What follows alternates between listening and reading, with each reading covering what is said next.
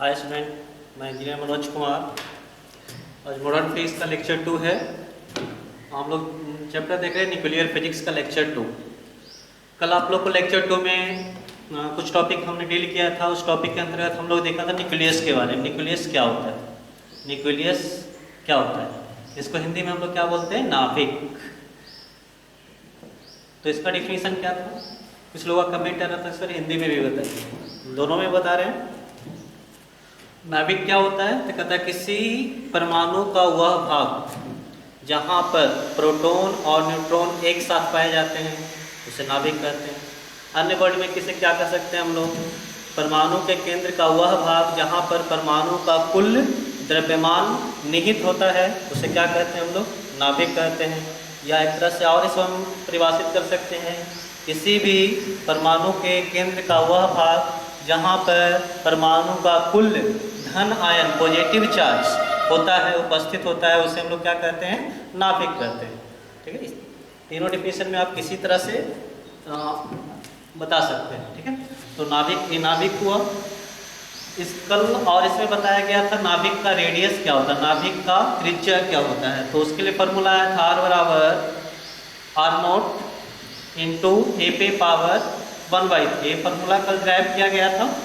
नाभिक का त्रिज्या, नाभिक का रेडियस, रेडियस ऑफ न्यूक्लियस क्या होता है, R equal to R0 into A पे पावर 1/3।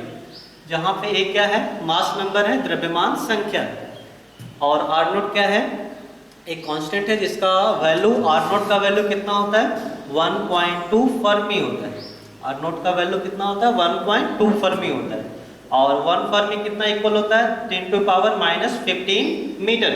ठीक है, तो R0, अब ए का वैल्यू हमको जिस न्यूक्लियस का रेडियस पता करना होगा उसका मास नंबर हम यहाँ पे लिख देंगे और 1/3 कर देंगे तो क्या निकल जाएगा, उसका रेडियस निकल जाएगा। जैसे कि हमको रेडियस फाइंड करना है, हमको त्रिज्या निकालना है फ्लोरीन का। फ्लोरीन F9 जानते होंगे आप लोग, फ्लोरीन का ये 9 होता है, या हम लोग कह सकते हैं एल्युमिनियम। एल्युमिनियम 13 और 27 है। हम लोग को कल बताया गया था, यहाँ पे जो लिखा रहता है क्या रहता है, Z, और यहाँ पे जो लिखा रहता है वो क्या रहता है, A रहता है। एक किसको बताता है, एटॉमिक नंबर को। किसको बताता है बाबू, एटॉमिक नंबर को। और एक किसको बताता है, मास नंबर को। हिंदी में क्या बोलेंगे, Z को परमाणु संख्या, और A को क्या बोलेंगे, द्रव्यमान संख्या। A जो होता है, Z क्या होता है, इलेक्ट्रॉन के बराबर होता है और प्रोटॉन के बराबर होता है। इलेक्ट्रॉन की संख्या, प्रोटॉन की संख्या और Z दोनों क्या होता है, इक्वल होता है। ओके, और यहाँ पर जो द्रव्यमान संख्या लिखा हुआ है वो क्या होता है, तो द्रव्यमान संख्या A जो होता है आपका, वो होता है प्रोटॉन की संख्या प्लस न्यूट्रॉन की संख्या, दोनों को ऐड कर देंगे तो क्या हो जाएगा, वो द्रव्यमान संख्या। ठीक है, अब इसका हमको रेडियस ज्ञात करना, रेडियस फाइंड करना है किसका, एल्युमिनियम के नाभिक का रेडियस कितना होगा। तो उसके लिए क्या करेंगे, R equal to R0 into A पे पावर 1/3 फार्मूला यूज करेंगे। ये फार्मूला जब यूज करेंगे तो R0 क्या होगा, 1.2 इंटू 10 टू पावर -15, और ए की जगह पर 27 पे पावर 1/3। ये हो गया 1.2 इंटू 10 टू पावर -15, और 27 का 1/3 पावर कितना होगा, 3 होगा। ये हो गया 3.6 गुने 10 टू पावर -15 मीटर। इस तरह से हम लोग को एल्युमिनियम का नाभिक का त्रिज्या पता हो गया। तो आप इस तरह से रेडियस फाइंड कर सकते हैं किसी भी न्यूक्लियस का। ठीक है,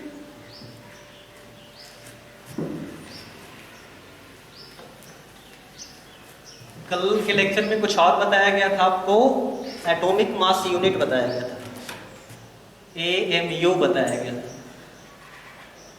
AMU इसका फुल फॉर्म क्या है, एटॉमिक मास यूनिट।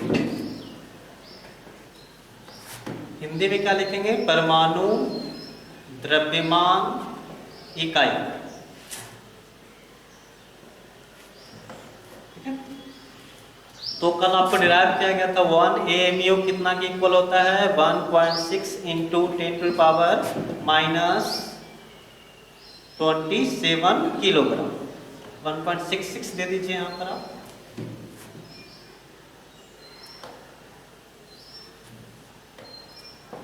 इसको 1m³ 1u भी लिखा जाता है, ठीक है। इसका डेफिनेशन कल आपको बताया गया था कि कार्बन परमाणु, कार्बन 12, कार्बन का समस्थानिक है, जिस कार्बन का द्रव्यमान संख्या कितना है 12, उसके एक परमाणु के जो मास होगा उसके 12वें भाग हम लोग क्या कहते हैं, परमाणु द्रव्यमान इकाई। कार्बन 12 परमाणु के द्रव्यमान के, कार्बन 12 परमाणु के, कार्बन 12 परमाणु के द्रव्यमान के 12वें भाग क्या कहा जाता है, 1 AMU कहा जाता है। और वो कितना की इक्वल होता है, 1.66 × 10⁻27 किलोग्राम के इक्वल होता है। ये डेरिवेशन कल कर चुके हैं, कैसे ये आया है, ठीक है। अब नाभिक का घनत्व की बात किया जाए, डेंसिटी ऑफ न्यूक्लियस, तो वो कितना होगा, नाभिक का घनत्व, नाभिक का घनत्व ये देखते हैं, इसको क्या लिखेंगे, डेंसिटी ऑफ न्यूक्लियस।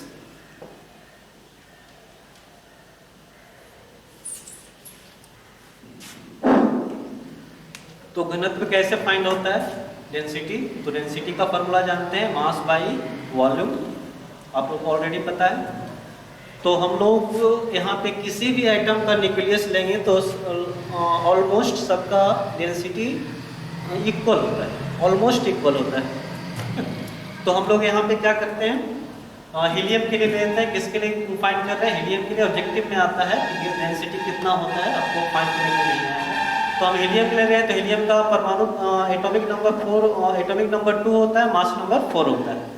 तो हम लोग यहाँ से अगर हीलियम का मास की बात किया जाए तो हीलियम का मास कितना होगा, 4u होता है, अबाउट 4u होता है, 4 AMU या u होता है। और तो यहाँ पे रख दें 4u, अभी पढ़े थे AMU, 4 AMU। और v क्या होता है, तो ये होगा 4/3 πr³। अगर इसको u को हटाएं हम, u को हटाया जाए तो यहाँ पे आएगा 1.66 × 10⁻⁻27 किलोग्राम बाई 4/3 × 22/7। r का मान कितना होगा, r0 × a पे पावर 1/3 का होल 3। ओके, 4 से 4 कट गया, 3 ऊपर चल जाएगा, तो 3 × 1.66 10⁻⁻27 अपॉन 3 ऊपर चल गया है, 22, 7 भी ऊपर चल जाएगा, r0 ये हो जाएगा r0 का whole cube into a3 cut जाएगा, a बच जाएगा। अगर यहाँ देखें इसको हम, तो 7 × 3 × 1.66 × 10⁻⁻27, ये 22 है, r0 का वैल्यू 1.2 × 10⁻⁻15 का होल क्यूब, और a का वैल्यू इसके लिए 4 रखेंगे। अगर इसको आप कैलकुलेट करें, इसको कैलकुलेट करिएगा तो आपका रो का जो वैल्यू आएगा 2.29 × 10⁻, कैलकुलेट करने के बाद ये जो वैल्यू आता है 17 किलोग्राम पर मीटर क्यूब। तो आपको नाभिक का जो घनत्व है, डेंसिटी ऑफ न्यूक्लियस है, उसको कितना ध्यान रखना है, रो इक्वल टू 2.29 × 10⁻17 किलोग्राम पर मीटर क्यूब होता है। इस ऑब्जेक्टिव के लिए इसको ध्यान में रखना है। तो नाभिक घनत्व कितना होता है जी, 2.29 × 10⁻17 किलोग्राम पर मीटर क्यूब। ठीक है, ये आपको हीलियम के लिए डिराइव किए, लेकिन ये लगभग अगर इसको हटा दें तो ये कितने ऑर्डर का होता है, न्यूक्लियस का जो घनत्व है, नाभिक का घनत्व है, वो कितने ऑर्डर का होता है, 10⁻17 किलोग्राम पर मीटर क्यूब के ऑर्डर का होता है। ठीक है, अब ये देखिएगा, ये बहुत बड़ा वैल्यू है। आप लोग को पता होगा वाटर का डेंसिटी कितना होता है, 1000 किलोग्राम पर मीटर क्यूब। मतलब 1 मीटर क्यूब में उसका वेट कितना होता है, 1000 होता है। 30 है, इसमें 10⁻17 है, इसलिए बहुत बहुत ज़्यादा हैवी होते हैं न्यूक्लियस, ठीक है। न्यूक्लियस का घनत्व बहुत ज़्यादा होता है, ठीक है। तो अभी आपको कुछ डेटा याद रखना है। कौन कौन सा डेटा याद रखना है एक बार आपको रिपीट कर देते हैं ऑब्जेक्टिव के लिए। ये सब छोटा छोटा टॉपिक है जिसको आप ध्यान में रख सकते हैं।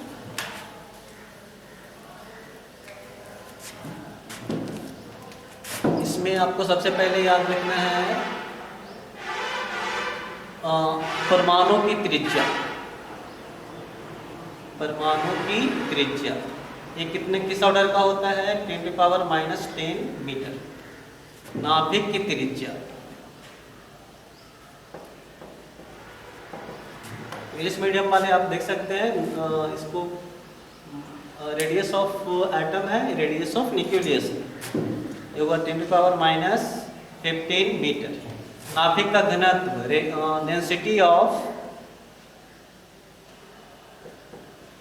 डेंसिटी ऑफ न्यूक्लियस ये होता है, हम सिर्फ ऑर्डर लिखते हैं कितने ऑर्डर का होता है, 17 किलोग्राम पर मीटर क्यूब। और एक आर नोट का वैल्यू आपको ध्यान में रखना है। आर नोट का वैल्यू कितना होता है? तो आर नोट का वैल्यू होता है 1.2 फर्मी, जिसको हम लोग कितना लिख सकते हैं? 1.2 इंटू 10⁻⁻15 मीटर। इस वैल्यू को आपको याद रखना है, इसको आप नोट कर सकते हैं, ठीक है। आगे बढ़ते हैं। अब हमको पढ़ना है नाभिक के प्रकार। उससे नाभिक के प्रकार पढ़ने से पहले थोड़ा सा हम लोग कल देखे थे नाभिक का संकेत। नाभिक का संकेत इसको इंग्लिश में क्या बोलेंगे? Symbol of nucleus. ऑलरेडी कल देख चुके थे।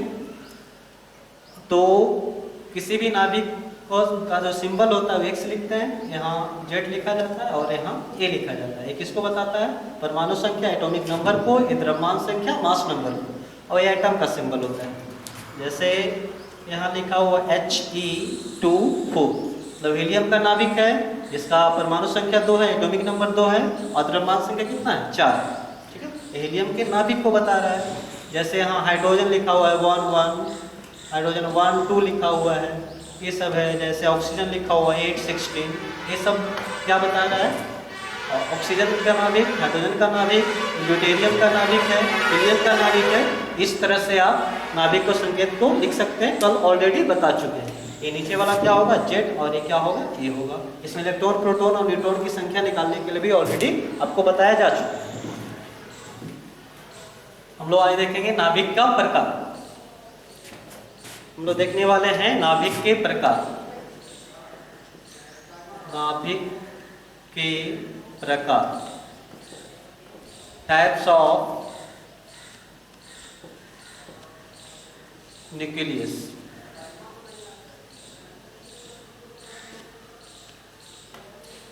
नाभिक के प्रकार, टाइप्स ऑफ न्यूक्लियस। इसमें सबसे पहला आता है समस्थानिक। और कभी आप 10th वगैरह या प्रीवियस क्लास में कभी पढ़े होंगे 11th में। समस्थानिक इंग्लिश में क्या बोलते हैं इसको? आइसोटोप। समस्थानिक, कुछ लोग को इसका डिफिनेशन पता होगा आइसोटोप किसे कहते हैं। तो आपको आइसोटोप के बारे में पढ़ना है। आइसोटोप कहते किसको हैं? कहता है वैसा नाभिक जिसका परमाणु संख्या क्या हो? समान, लेकिन द्रव्यमान संख्या, मास नंबर क्या हो? अलग अलग। डेफिनेशन आप लिख सकते हैं, वह वैसे नाभिक जिसका परमाणु संख्या समान हो लेकिन द्रव्यमान संख्या भिन्न भिन्न हो, उसे समस्थानिक कहा जाता है। कैसे? वैसे नाभिक जिसका परमाणु संख्या समान हो लेकिन द्रव्यमान संख्या भिन्न भिन्न हो, उसे समस्थानिक कहते हैं। इंग्लिश में क्या लिखेंगे? The nuclei in which atomic number is same but mass number is different is called isotope. Isotope में क्या होगा? मास नंबर डिफरेंट होगा लेकिन एटॉमिक नंबर क्या होगा? सेम होगा। एग्जांपल से आपको समझ में आएगा। जैसे जो हाइड्रोजन आप लोग जानते हैं, तो हाइड्रोजन का 3 समस्थानिक होता है, 3 आइसोटोप होता है हाइड्रोजन का। कौन कौन सा होता है वो देख लेंगे। पहला है, इसको लिखते हैं H11, इसको लिखते हैं H12 और इसको लिखते हैं H13। ये आपका हाइड्रोजन का 3 समस्थानिक है, H11, H12 और H13। इसका नाम हाइड्रोजन है, इसका नाम ड्यूटेरियम है, इसका नाम ट्रिटियम है। इसका नाम क्या हो गया? हाइड्रोजन। हिंदी में भी हाइड्रोजन लिखाएगा। इसका नाम है ड्यूटेरियम और इसका नाम है ट्रिटियम।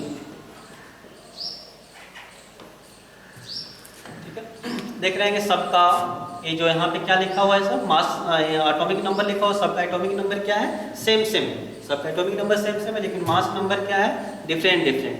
आप लोग को ऑलरेडी पता है कि अगर एटॉमिक नंबर सेम है तो एटॉमिक नंबर क्या होता है? जेड। और जेड किसके इक्वल होता है? ई के। और ई किसके इक्वल होता है? पी के। ठीक है, यानी प्रोटॉन की संख्या क्या होगा? सेम होगा। अगर हम लोग समस्थानिक की बात करें तो उसमें क्या होगा? जेड और पी क्या होगा? सेम। बोलेंगे सर इलेक्ट्रॉन के बारे में नहीं बताएं, तो नाभिक में इलेक्ट्रॉन तो होता नहीं है, इसलिए इलेक्ट्रॉन को वहाँ पे छोड़ दिया गया। तो समस्थानिक में क्या होगा? जेड और पी सेम होगा, मतलब परमाणु संख्या और प्रोटॉन की संख्या सेम होगा। जैसे कि इस हाइड्रोजन में देखा जाए तो इलेक्ट्रॉन इसमें कितना होगा बता सकते हैं आप? इलेक्ट्रॉन कितना होगा? जेड के बराबर 1 इलेक्ट्रॉन। अगर नाभिक की बात किया जाए तो नाभिक में इलेक्ट्रॉन तो होगा नहीं, सिर्फ प्रोटॉन और जेड लिखाएगा। तो जेड कितना है? न्यूट्रॉन देख सकते हैं, ये जेड के बराबर 1। न्यूट्रॉन कैसे निकलता है? दोनों को सब्ट्रैक्ट कर दिए, 1 में 1 गया कितना? 0। इसके लिए देखेंगे प्रोटॉन और न्यूट्रॉन तो कितना होगा? प्रोटॉन और न्यूट्रॉन। तो प्रोटॉन आपको जेड के बराबर तो 1, न्यूट्रॉन कैसे? ये दोनों में सब्ट्रैक्शन करिए तो 1 आ गया। इसमें देखना है प्रोटॉन और न्यूट्रॉन, तो प्रोटॉन हो गया 1 और न्यूट्रॉन हो गया 3 - 1 कितना आ जाएगा? 2। तो समस्थानिक किसे कहेंगे? क्लियर है? वैसा नाभिक जिसका परमाणु संख्या क्या हो? समान हो, लेकिन द्रव्यमान संख्या क्या हो? अलग अलग हो, उसे हम लोग क्या कहते हैं? समस्थानिक कहते हैं। जैसा कि एग्जांपल हाइड्रोजन के 3 समस्थानिक होता है, हाइड्रोजन हो गया, ड्यूटेरियम हो गया और ट्रिटियम हो गया, H11, H12 और H13। अब सिर्फ परमाणु संख्या समान नहीं होता, प्रोटॉन की संख्या भी क्या होता है? समान होता है। और डिफरेंट क्या होता है? तो न्यूट्रॉन की संख्या डिफरेंट होता है। इसमें देखिए न्यूट्रॉन 0 है, इसमें 1 है, इसमें 2 है। तो प्रोटॉन और परमाणु संख्या सेम रहेगा, लेकिन न्यूट्रॉन की संख्या क्या रहेगा? अलग अलग। उसे क्या कहेंगे हम लोग? समस्थानिक कहते हैं। अब जो समस्थानिक है वो सिर्फ इसमें ही नहीं होता, समस्थानिक ऑक्सीजन का भी होता है, हाइड्रोजन का तो ऑलरेडी बता चुके हैं, क्लोरीन का होता है, नियोन का होता है। ऑक्सीजन का समस्थानिक कौन कौन सा है? ऑक्सीजन 8, 16 होता है, ऑक्सीजन 8, 17 होता है, ऑक्सीजन 8 और 18 होता है। ठीक है, ये सब ऑक्सीजन का समस्थानिक है। एक 3 होता है। ठीक है, ये बहुत ज़्यादा, इसका परसेंटेज बहुत ज़्यादा है, सबका परसेंटेज बहुत कम है। हाइड्रोजन का ऑलरेडी बता चुके हैं। क्लोरीन का आप लोग को पता होगा, क्लोरीन 17 और 35 है, और एक और होता है 17 और 37। आप लोग को देखिए जब क्लोरीन का मास लेते होंगे तो आप 35 नहीं लेते, 35 पॉइंट कुछ लेते हैं, क्योंकि जो समस्थानिक है क्लोरीन का एक 37 वाला भी, जब एवरेज निकालते हैं तो 35 पूरा नहीं ले पाते हैं, उसके साथ क्या आता है? 37 भी आता है। ठीक है, ये हो गया आपका ऑक्सीजन का 3 समस्थानिक, क्लोरीन का 2 समस्थानिक, और फिर नियोन का भी समस्थानिक होता है। नियोन का होता है, नियोन का आपको पता है 10, और ये आपको 10 और होता है 20, और नियोन 10 और 22। ये नियोन का समस्थानिक है, ये क्लोरीन का समस्थानिक है, ये ऑक्सीजन का समस्थानिक है, और ये क्या है? हाइड्रोजन का समस्थानिक है। इसमें कोई दिक्कत मेरे विचार से नहीं होता होगा। इसका नाम का अगर देखा जाए, इसको क्लोरीन 35, क्लोरीन 37, इस तरह से हम लोग नाम इसका रख सकते हैं। Neon 20, neon 22, oxygen 16, oxygen 17, oxygen 18, इस तरह से आप इसको आप बता सकते हैं। ये तो था आइसोटोप। अब आते हैं आइसोबार। दूसरा है आइसोबार, समभारी।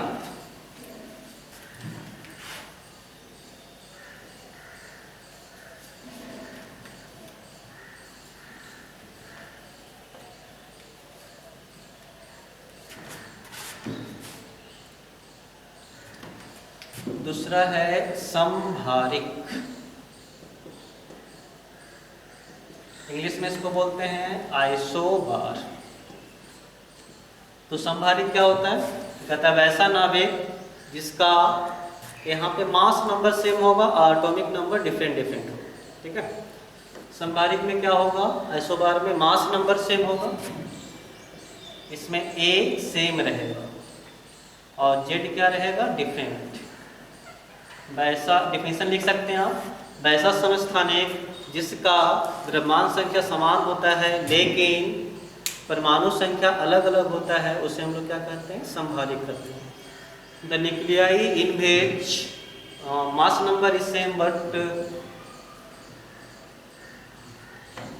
यहाँ एक सेम है और जेड डिफरेंट है, कह सकते हैं the nuclei in which mass number is same but atomic number is different is called isobar. Okay, Hindi में आपको लिखा चुके हैं ऑलरेडी। एग्जाम्पल जैसे देखा जाए, एग्जाम्पल आपको यहाँ पे है ऑक्सीजन का, कार्बन का और नाइट्रोजन का। ये क्या होता है, कार्बन का आप लोग को ऑलरेडी पता है। कार्बन का देखा जाए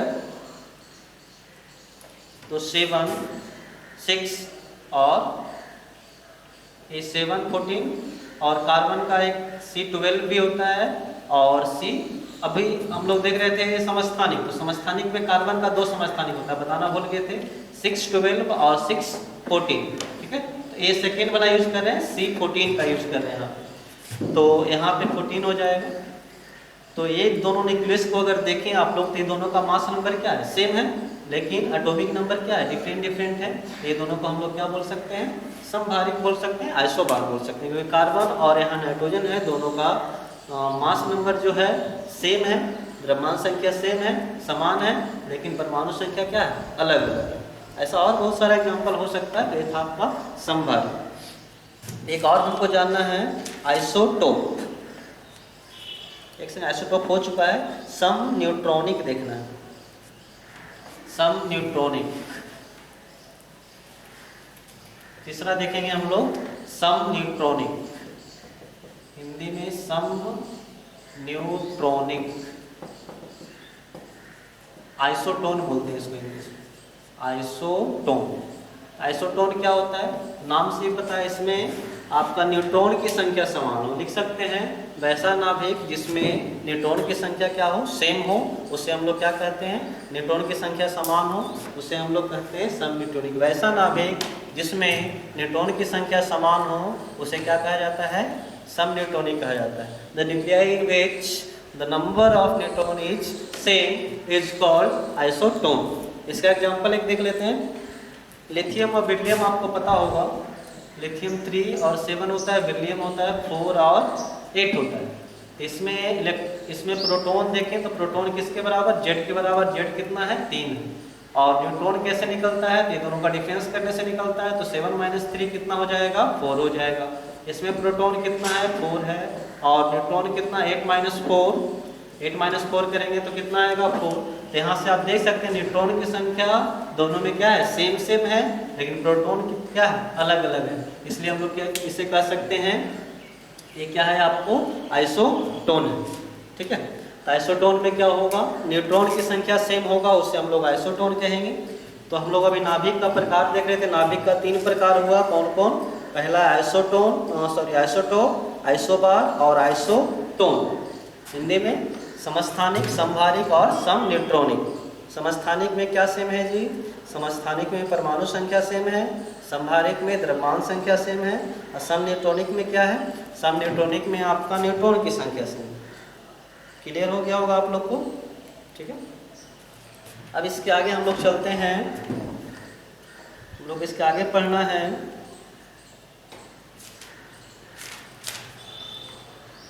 द्रव्यमान ऊर्जा समतुल्यता।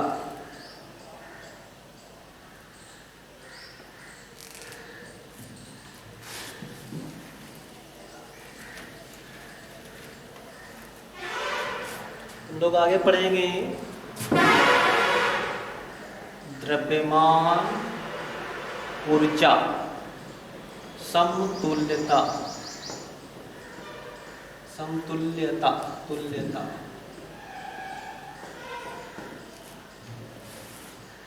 Mass energy equivalence.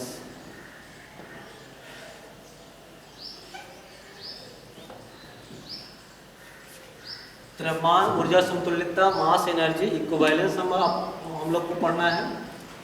तो आपको एक साइंटिस्ट का नाम जरूर याद होगा, आइंस्टीन।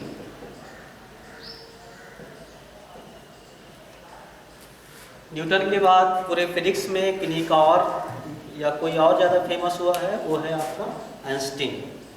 तो आइंस्टीन के अनुसार कोई भी जो मास होता है वो एनर्जी है, एनर्जी के फॉर्म, एनर्जी का एक फॉर्म ही है। मास जो है वो क्या है, एनर्जी का एक फॉर्म ही है। आपका ये पेन जो है जितना ग्राम का ही, इसको हम लोग एनर्जी में कन्वर्ट कर सकते हैं। एनर्जी के इक्विवेलेंस है, एनर्जी के समतुल्य है। जैसे आपके पास गेहूँ रखा हुआ है, तो आपके पास अगर उसको आप बेचते हैं तो उससे आपको पैसा आएगा। यानी आपका अनाज जो है आपका अनाज जो है आपके, उसको हम लोग कह सकते हैं कि आपके पैसे के इक्विवेलेंस है, समतुल्य है, क्योंकि उसके बेचने पे आपको क्या मिलेगा, पैसा मिलेगा। उसी तरह से पेन जो है इसमें कुछ मास है, अगर इसको हम लोग एनर्जी में कन्वर्ट करेंगे तो कुछ ना कुछ एनर्जी जरूर मिलेगा। तो आइंस्टीन बताए थे कि कोई भी जो मास होता है वो उसमें एनर्जी होता है। मास क्या है, एनर्जी, एनर्जी का एक फॉर्म है, ठीक है। जिस तरह साउंड हो गया, टेम्परेचर हो गया, ये सब एनर्जी का एक फॉर्म है। उसी प्रकार से आइंस्टीन ने बताया था कोई भी मास जो है वो क्या है, एनर्जी का एक फॉर्म है, ठीक है। उसको एनर्जी में कन्वर्ट कैसे कर सकते हैं, तो उसके लिए आइंस्टीन ने एक इक्वेशन दिया है, E = mc²। बहुत सारे लोग को पता होगा, जहाँ पे c क्या है, वेलोसिटी ऑफ लाइट। कितना होता है, 3 × 10⁸ मीटर पर सेकेंड होता है।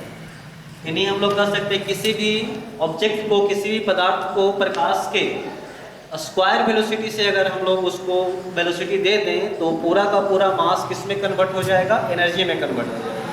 तो इसी को हम लोग क्या बोलते हैं, द्रव्यमान ऊर्जा समतुल्यता बोलते हैं। डेफिनेशन एक बार बोल देते हैं, किसी भी पदार्थ को या किसी भी द्रव्यमान को प्रकाश के वेग के वर्ग वेग से वेग दे दिया जाए या फेंका जाए तो पूरा का पूरा एनर्जी में कन्वर्ट हो जाता है, या एनर्जी में कन्वर्ट हो जाता है। उसे हम लोग क्या कहते हैं, द्रव्यमान ऊर्जा समतुल्यता कहते हैं, जो कि ये फॉर्मूला है E = mc², ठीक है। अब यहाँ पे हम लोग देखेंगे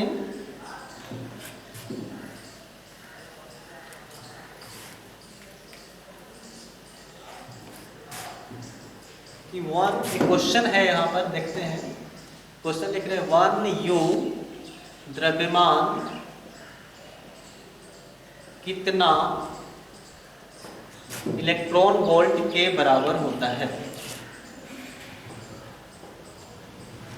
बहुत अच्छा क्वेश्चन है, ध्यान दीजिएगा, इसको याद भी रखिएगा। एक U या एक AMU कितना इलेक्ट्रॉन वोल्ट के बराबर होता है। इसके लिए क्या करना होगा, हम लोग जानते हैं m यहाँ पे कितना दिए हुए हैं, 1U है। m कितना है जी, 1U है। U का मतलब आप लोग ऑलरेडी जानते हैं 1.66 × 10⁻27 किलोग्राम। यानी ये मास, इसको हम लोग एनर्जी में कन्वर्ट कर सकते हैं।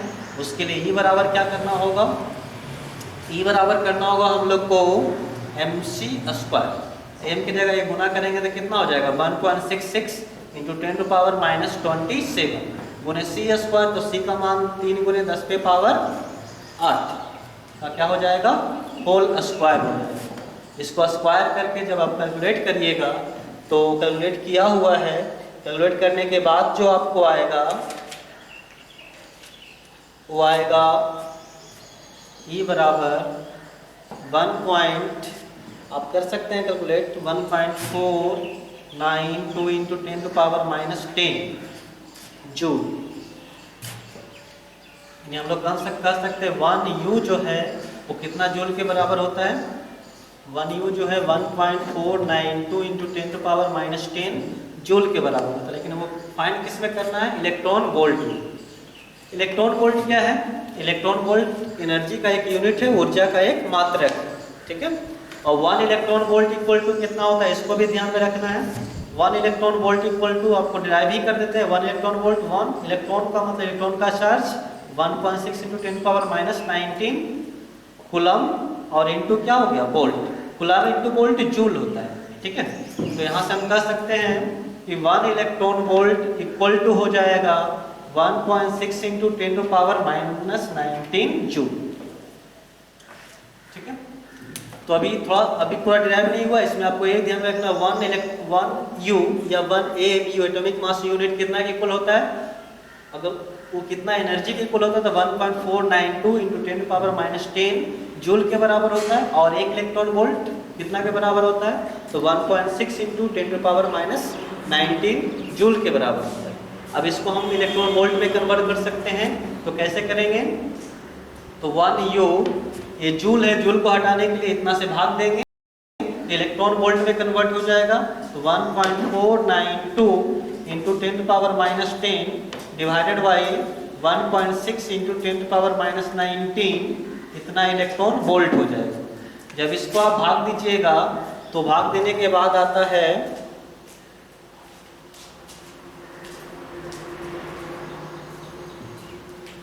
भाग देने के बाद आता है 0.931 इंटू 10⁻9 इलेक्ट्रॉन वोल्ट। ऊपर लिख रहे हैं थोड़ा सा, तो 1U कितना के इक्वल हो गया, तो 1U इक्वल हो गया 0.931 इंटू 10⁻9 इलेक्ट्रॉन वोल्ट। अगर यहाँ से 3 पावर इसको दे दें तो 1U इंटू कितना हो जाएगा, एक दशमलव खत्म हो जाएगा, 931 क्या हो जाएगा, 931 इंटू 10⁻3 शून्य यहाँ दे दिए तो 6 बच जाएगा इलेक्ट्रॉन वोल्ट। 10⁻6 को क्या बोलते हैं हम लोग, मेगा बोलते हैं, आप लोग को ऑलरेडी पढ़ाया जा चुका है। तो हो गया 931 मेगा इलेक्ट्रॉन वोल्ट, ये हो गया 931 मेगा इलेक्ट्रॉन वोल्ट। ओके, आपको ध्यान में रखना एक AMU कितना के इक्वल होता है, 931 मेगा इलेक्ट्रॉन वोल्ट के बराबर होता है। ये न्यूमेरिकल में आगे काम देगा, ठीक है, इसके लिए इसको ध्यान में रखना है, इसको ध्यान में रखना। 1 इलेक्ट्रॉन वोल्ट कितना के बराबर होता है, 1.6 इंटू 10⁻⁻19 जूल के बराबर होता है। और 1U अगर मेगा इलेक्ट्रॉन वोल्ट के रूप में लिखेंगे तो कितना होता है, 931 मेगा इलेक्ट्रॉन वोल्ट होता है। ये आपका था द्रव्यमान ऊर्जा समतुल्यता, मास एनर्जी इक्विवेलेंस, मतलब कोई भी मास है जो एनर्जी का एक फॉर्म है उसको एनर्जी में कन्वर्ट किया जा सकता है। उसके लिए क्या करना होगा, लाइट के स्क्वायर वेलोसिटी से उसको बेग देना होगा, जिससे एनर्जी में पूरा कन्वर्ट हो सकता है। किसने बताया था, आइंस्टीन ने, जैसा कि आपको ऑलरेडी पहले बता चुके हैं। अगला टॉपिक है, हम लोग को पढ़ना है द्रव्यमान क्षति। लिखने के लिए आप वीडियो पॉज करके लिख सकते हैं।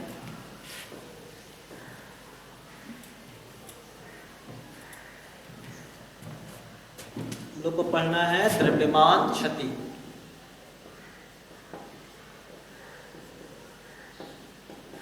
इसको इंग्लिश में बोलते हैं मास डिफेक्ट।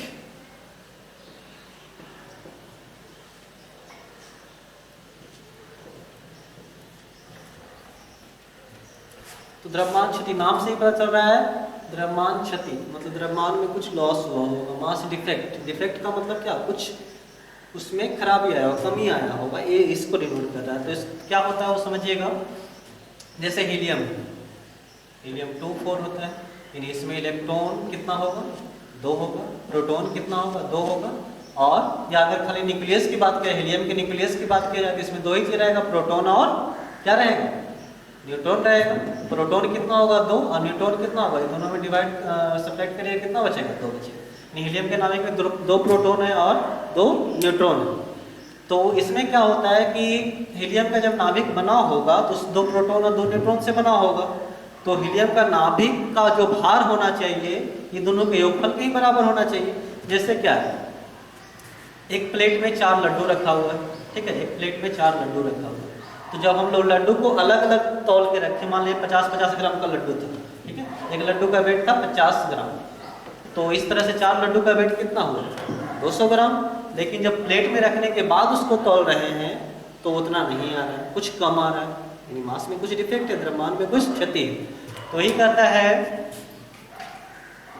कि जो नाभिक का भार होता है वह उसमें उपस्थित प्रोटॉन और न्यूट्रॉन के भार से क्या होता है, कुछ कम होता है। और जितना कम होता है उसी को हम लोग क्या बोलते हैं, द्रव्यमान क्षति। ठीक है, फिर से एक बार सभी डिफिनीशन आप पहले लिख लीजिए। तो डिफिनीशन में क्या लिखिएगा, किसी नाभिक का भार और उसमें उपस्थित प्रोटॉन और न्यूट्रॉन के भार के योगफल से कुछ कम होता है, उसे हम लोग क्या कहते हैं, द्रव्यमान क्षति कहते हैं। ठीक ठीक है। या हम लोग कह सकते हैं प्रोटॉन, दूसरी तरह से लिख सकते हैं आप प्रोटॉन तथा न्यूट्रॉन नाभिक में उपस्थित प्रोटॉन तथा न्यूट्रॉन के कुल द्रव्यमान और नाभिक का द्रव्यमान का जो अंतर होता है उसे हम लोग क्या कहते हैं, द्रव्यमान क्षति कहते हैं। ठीक है, इसे सुन के कुछ लिखने के लिए सीखिए। ऐसा नहीं 2 कॉपी जो हम बोलेंगे वही आपको लिखना होगा, कॉन्सेप्ट वही होना चाहिए, इसे आप सुन के आपको लिखना होगा। ये हो जाएगा difference of mass of proton और neutron present in nucleus and mass of nucleus is called mass defect. ठीक है, इसको हम लोग डिनोट करते हैं किससे, डेल्टा एम से। तो डेल्टा एम क्या होगा, मास of proton plus mass of neutron minus mass of nucleus.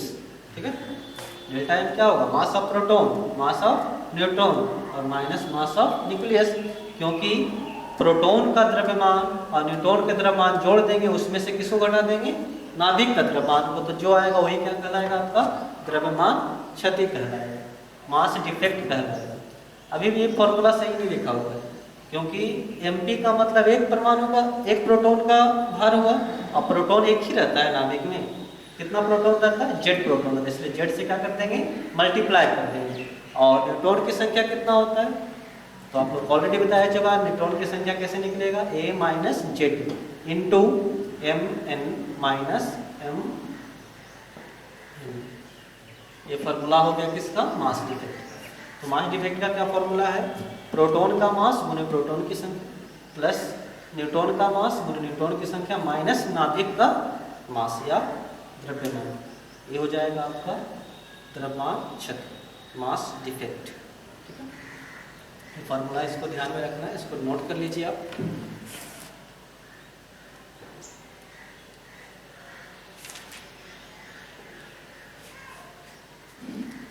अब बात रहा कि जो लॉस होता है, मास में कमी आता है, क्षति होता है, क्यों आता है। ठीक है, ये जाता कहाँ है, क्यों क्षति आता है, ये मास में कमी क्यों आता है, डिक्रीज क्यों करता है मास। तो देखिए, जब हीलियम का नाभिक बना होगा तो 2 प्रोटॉन 2 न्यूट्रॉन आपस में मिला होगा, तो मिलने से एनर्जी क्या होगा, रिलीज हुआ होगा, ऊर्जा क्यों हुआ होगा, बाहर निकला होगा। तो ऊर्जा अभी बताया गया था कि ऊर्जा और द्रव्यमान क्या है, एक दूसरे का इक्विवेलेंस, समतुल्य है। तो मास निकल, ऊर्जा एनर्जी निकल रहा है, इसका मतलब कुछ मास बाहर गया होगा, वही मास में क्या आ जाता है, कमी आ जाता है। ठीक है, अब हम लोग को पढ़ना है बंधन ऊर्जा।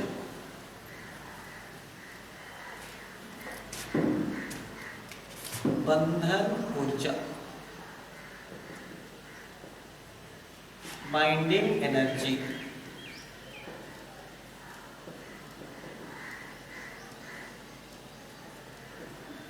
तो बंधन ऊर्जा क्या होता है, तो अभी हम लोग देख रहे थे कि द्रव्यमान क्षति क्यों होता है। जो नाभिक बनने के लिए प्रोटॉन और न्यूट्रॉन आपस में मिलता है, तो द्रव्यमान में क्या आता है, अंतर आता है, और द्रव्यमान में कुछ कमी हो जाता है। वो कमी के कारण क्या हो जाता है, एनर्जी उतना निकल जाता है, जिसके कारण वो स्टेबल होके, अस्थायी होके एक दूसरे से जुड़ के रहता है। ठीक है, तो हम लोग कह सकते हैं बंधन ऊर्जा क्या है, तो नाभिक में उपस्थित किसको, प्रोटॉन और न्यूट्रॉन को, नाभिक में उपस्थित प्रोटॉन और न्यूट्रॉन को अलग करने के लिए जितना ऊर्जा की आवश्यकता होता है, उसे हम लोग क्या कहते हैं, बंधन ऊर्जा।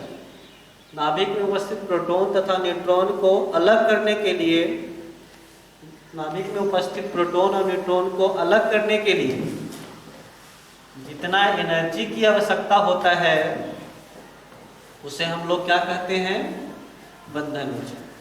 देखो, नाभिक में प्रोटॉन और न्यूट्रॉन उपस्थित था, जितना एनर्जी दिए, जिसके कारण ये दोनों क्या हो गया, अलग अलग हो गया, तो उस ऊर्जा को हम लोग क्या बोलेंगे, बंधन ऊर्जा। नाभिक में उपस्थित प्रोटॉन और न्यूट्रॉन को अलग करने के लिए जितना ऊर्जा की आवश्यकता होता है, उसे हम लोग क्या करते हैं, बंधन ऊर्जा। इसको हम लोग किससे डिनोट करेंगे, ईबी से। तो ईबी का फॉर्मूला क्या बना होगा, ये जो ईबी आ रहा है, बंधन ऊर्जा किसके कारण आ रहा है, जो मास में कमी आया है, तो मास में कितना कमी आया है, डेल्टा एम, और इसको एनर्जी के फॉर्म में कैसे कन्वर्ट करेंगे, तो किससे गुना करेंगे, सी स्क्वायर। तो ईबी बराबर कितना हो जाएगा, डेल्टा एम इंटू सी स्क्वायर हो जाएगा। ठीक है, तो ये होता है बाइंडिंग एनर्जी। इसको दूसरे रूप में बोल सकते हैं कि नाभिक को बनाने के लिए, प्रोटॉन और न्यूट्रॉन को आपस में लाने के लिए जितना ऊर्जा की आवश्यकता होता है, जितना ऊर्जा बाहर निकलता है, उसको हम लोग क्या कहते हैं, बाइंडिंग एनर्जी, बंधन ऊर्जा कहते हैं। ठीक है,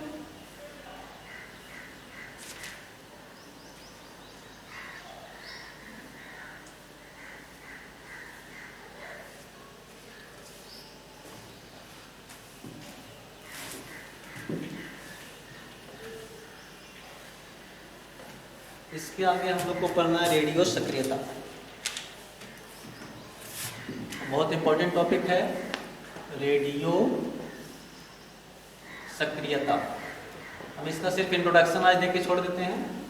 रेडियो एक्टिविटी, रेडियो एक्टिविटी इसको डिटेल से अगले क्लास में पढ़ाएंगे, अगले क्लास में लिखाएंगे, सिर्फ इसका इंट्रोडक्शन दे देते हैं, ठीक है। तो रेडियो सक्रियता क्या है? एक वैज्ञानिक थे हेनरी बेकेरल, ठीक है। वैज्ञानिक का नाम है बेकेरल। वो क्या करते हैं, कुछ अपना फोटोग्राफी का काम कुछ करते थे, तो अपना कैमरा क्या किए, यूरेनियम का जो एक लवण था, सॉल्ट था, उसके ऊपर रख दिए। जब रखने के बाद उनको पता नहीं था क्या होता है, रखने के बाद वो अपना जब फोटो निकालने गए तो फोटो उसमें से गायब था, फोटो डिलीट हो चुका था। उनको समझ में आया फोटो बिना डिलीट किए हुए कैसे डिलीट हो गई, ठीक है। तो डिलीट कैसे हुआ था, तो उनको बाद में जब पूरा स्टडी किए तो पता चला कि जो यूरेनियम है उससे अपने आप कुछ किरण निकलते रहते हैं, जो कि उनको वो फोटोग्राफिक प्लेट जो था उसको क्या कर दिया, खराब कर दिया, डिलीट कर दिया, उसको ख़त्म कर दिया। तो वही तो हम लोग क्या कर सकते हैं, कुछ ऐसा पदार्थ है, कुछ ऐसा सब्सटेंस है जिससे अपने आप एक अदृश्य किरणों का उत्सर्जन होते रहता है, ठीक। उसमें से क्या है आपका, जैसे यूरेनियम से क्या होते रहता है, अपने आप यूरेनियम से क्या होते रहता है, अपने आप अदृश्य किरणों का उत्सर्जन होते रहता है, ठीक है। इसमें ऑटोमेटिक क्या होते रहता है, इनविजिबल रे जनरेट होते रहता है, बाहर निकलते रहता है, ठीक है। तो कहता है जिस पदार्थ से स्वतः अपने आप अदृश्य किरण उत्सर्जित होते रहता है उसे क्या कहते हैं हम लोग, रेडियो सक्रिय पदार्थ। तो ये क्या हो जाएगा आपका, रेडियो सक्रिय पदार्थ, ठीक है। ये आपका हो जाएगा रेडियो सक्रिय पदार्थ। और जो किरण निकलेगा वो हो जाएगा रेडियो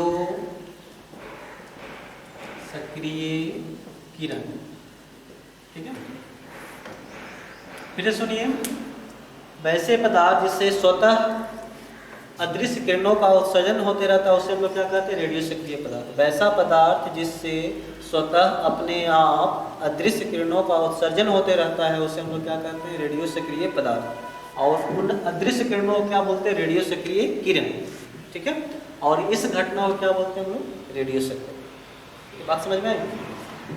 कोई पदार्थ है जिससे अपने आप अगर अदृश्य किरणों का उत्सर्जन हो रहा है तो उसे हम लोग क्या कहेंगे, रेडियो सक्रिय पदार्थ कहेंगे। और उत्सर्जित होने वाले किरणों क्या बोलेंगे, रेडियो सक्रिय किरण बोलेंगे। और ये जो घटना पूरा हो रहा है, फेनोमेना, इसको ही हम लोग क्या बोलते हैं, रेडियो एक्टिविटी बोलते हैं। अभी जो रेडियो सक्रिय किरण निकलता है वो 3 प्रकार का होता है। कौन कौन, अल्फा, बीटा और गामा। अल्फा, बीटा, गामा, ठीक है। अल्फा, बीटा, गामा, इसको हम लोग अगले क्लास में डिटेल से पढ़ेंगे, ठीक है। तो आप क्या करिए, पिछले वीडियो को और इस वीडियो को दोनों को देखिए। जो मॉडर्न फिजिक्स का, न्यूक्लियर फिजिक्स का लेक्चर 1 और लेक्चर 2 है उसको पूरा देखिए, अच्छे से नोट्स बनाइए, वीडियो को पॉज कर करके। और जो भी कहीं दिक्कत है उसके लिए हम लाइव क्लास देंगे। फिलहाल आप व्हाट्सएप पे जो ग्रुप बना हुआ है या कमेंट सेक्शन में कमेंट कर सकते हैं। और जो भी स्टूडेंट आपके फ्रेंड हैं वगैरह उन लोग को आप शेयर करिए ताकि वो लोग भी पढ़ सकें, ठीक है। चैनल को, जो साइंस एरिना मेरा चैनल है, साइंस, चैनल का नाम है साइंस एरिना ऑनलाइन स्टडी। इस चैनल को सब्सक्राइब करें, शेयर करें और अपने दोस्त को भी बताएं इसके बारे में। और कोई भी कन्फ्यूजन हो तो कमेंट सेक्शन में कमेंट करें कि और क्या चाहिए आपको, ठीक है। तो मैथ का जो वीडियो है अपलोड जस्ट हो जाएगा, डिफरेंशिएशन का, इसका आज इसका अपलोड हो जाएगा। उसके बाद हम लोग इसमें स्टार्ट करने वाले हैं मैथ में एलपीपी और फिजिक्स केमिस्ट्री में, फिजिकल केमिस्ट्री में स्टार्ट करने वाले हैं। आपको सॉलिड स्टेट पहला चैप्टर है वो स्टार्ट करेंगे। 11th जो भी आपके आसपास जो 11th के स्टूडेंट हो उनको भी बताइए कि आप इंग्लिश जो अपलोड किया जाएगा अनुज सर यादव द्वारा वो पढ़ें। और बेसिक मैथमेटिक्स जो डिफरेंशिएशन का चल रहा है वो पढ़ें। और मोल कंसेप्ट का, केमिस्ट्री का और कुछ और टॉपिक 11th के लिए ट्रिगोनोमेट्री का हम स्टार्ट करने जा रहे हैं। जो कि इसी चैनल पे अपलोड किया जाएगा। तो आप जो भी टेंथ का एग्ज़ाम दे के स्टूडेंट बैठे हुए हैं उनके लिए इंग्लिश, मैथ, केमिस्ट्री और फिजिक्स का कुछ लेक्चर आपको इस चैनल पे अपलोड किया जाएगा। Okay, thank you.